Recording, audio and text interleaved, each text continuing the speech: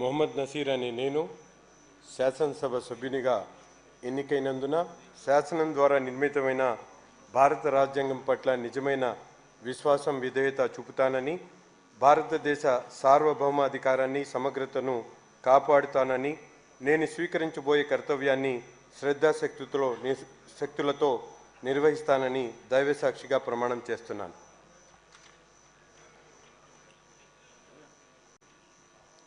ఆంధ్రప్రదేశ్ శాసనసభ సభ్యుడైన నేను మొహమ్మద్ నసీర్ అనే నేను సభా నియమాలను కట్టుబడి ఉంటానని, వాటిని అనుసరిస్తానని, సభా మర్యాదలను పాటిస్తానని, సాంప్రదాయాలను గౌరవిస్తానని దైవసాక్షిగా ప్రమాణం చేస్తున్నాను.